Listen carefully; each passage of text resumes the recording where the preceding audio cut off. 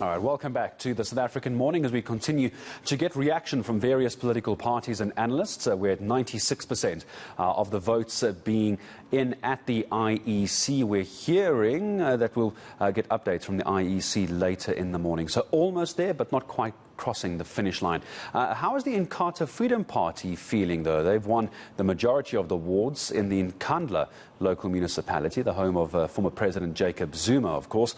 The IFP also making significant strides in some other areas in KZN as well. Let's speak to Thami Ntuli, IFP KZN chairperson. Thami, always a pleasure speaking to you. How happy are we?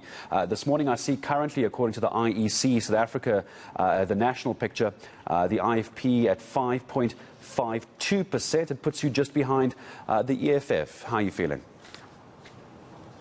Well, good morning, Joseph, and your viewers.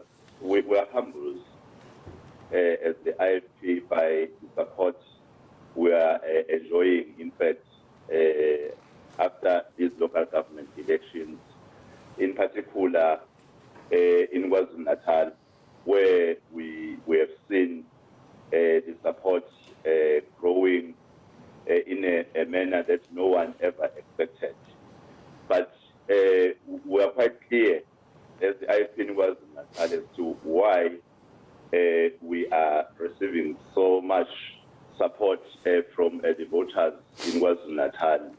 As we resolved in 2019 that as the leadership of the IFP in KwaZulu-Natal will be using the legacy of Prince Mangosuthu Buthelezi in our campaign, and it has given us the results which we anticipated that it will, because, in areas such as Nkandla, the IFP was able to even take a ward from the area where the former president of the country, His Excellency Jacob Zuma, resides. Even the voting station where he was voting, they voted for the IFP. And in most of the districts in KwaZulu-Natal, the majority of the districts and the majority of the municipalities were seeing people giving the support to the IFP, which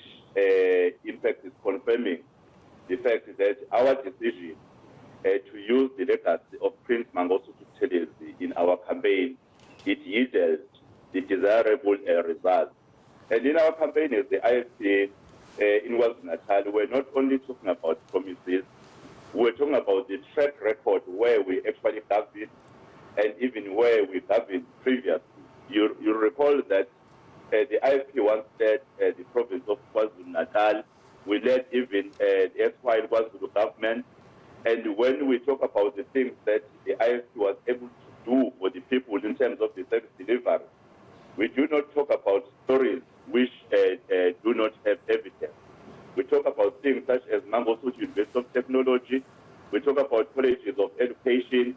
We talk about the industries which were actually used in order to help with the job opportunities. And it's those job opportunities, Thami, in the northern parts of KZN. If I take a look at the IEC map here, where the IFP has done particularly well. I've only got about 2 minutes left with you as I get your thoughts on this. I would like to get your opinion, though, on what happened in eThekwini. Do you think, if I take a look there, the IFP in third place, 7.13%. It's currently being led by the ANC, 41.97%, and then the DA in second place above you in eThekwini. And then, are you surprised by the Democratic Alliance in Umgeni wrestling control there for the DA in the province of KZN?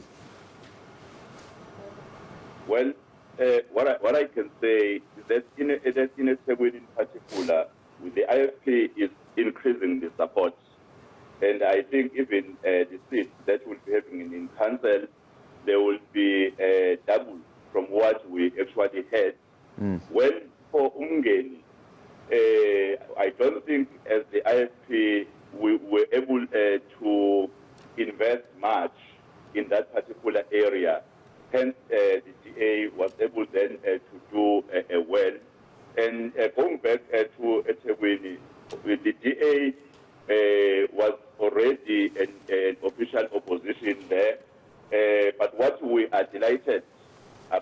the IFP is that we've seen ourselves improving the support in eThekwini, which shows that the IFP has the future with eThekwini residents, because we want to serve the people of eThekwini, want to free them from corruption, want to free them from the service delivery, which is not up to the standards as the IFP. Since our track record where we govern, in fact, is showing that we are capable of providing quality service delivery, serving people with integrity.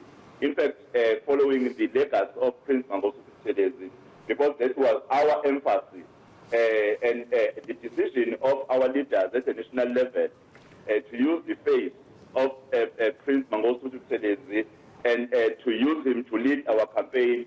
I think it was a smart decision which has given us the result, in fact. Yeah, the IFP very clear on that was always going to be the plan going forward into the elections as well, that being of using the image and the legacy and the history of Prince Mangosuthu Buthelezi. IFP's Thami Ntuli joining us, ironically enough, from Nkandla, as one of the big talking points has been the IFP wrestling, the region where the former president Jacob Zuma's homestead is in KZN. The IFP now got firm control of that. Thami Ntuli, thank you very much for your time in speaking to us this morning as well. Just a reminder of where the IFP sits on a national level. We just did KZN, and we remind you where they are on a national level, 5.55%. By my maths, that puts them at about 4th at the moment. Just a reminder what they looked like, though, in 2016. In 2016, national support for the IFP, 4.25%, so they have gone up to 5.55 nationally.